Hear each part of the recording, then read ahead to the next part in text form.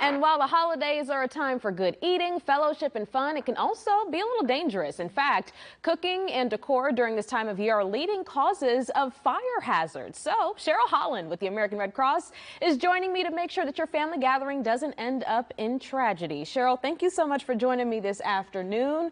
And yeah, I know it's that busy time of year, people getting together, and cooking is going to be a major part of the weekend ahead. So first, just talk about some stats when it comes to fire hazards during the holidays. Absolutely. Well, I know we're cooking at my house, but I was shocked to find out that there are about 150,000 fires a year, and almost 50% of those start in the kitchen. Wow. So definitely want to make sure that you are safe as you prepare your food, cook your food.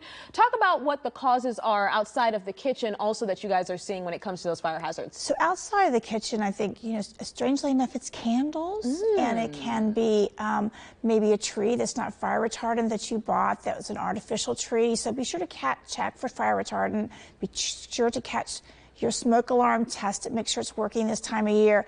Make sure outdoor lights are for outdoor, and definitely be cautious around lighting candles and leaving them unattended. But the kitchen remains the most dangerous place to start a fire. And talking about those common mistakes that you see, outside of like unattending those candles or stoves, what are some other common mistakes people might make? Yeah, well, I do think unattended is so critical because, you're frying something in particular, frying. The doorbell rings, the dog barks, you walk away, and all of a sudden you've started a fire unaware.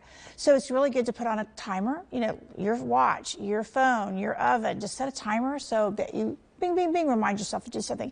Keep pets from being underfoot. I know you are sensitive to children, but I know my dogs oftentimes come in and I can trip over them or cause a fire hazard related to something related to them. I think also, roll up your sleeves. You're dangling over the oven and it just catches fire and you're not paying attention. That happens a lot. And I know this has happened to me. I've had my pot holder catch fire on my oven burner. And so, not keeping everything, kitchen towels, pot holders away from the stovetop in particular. And my favorite thing to keep handy, obviously a fire extinguisher is nice if you have one, but keep a cookie sheet handy. And it's just like, throw it right on top of the fire.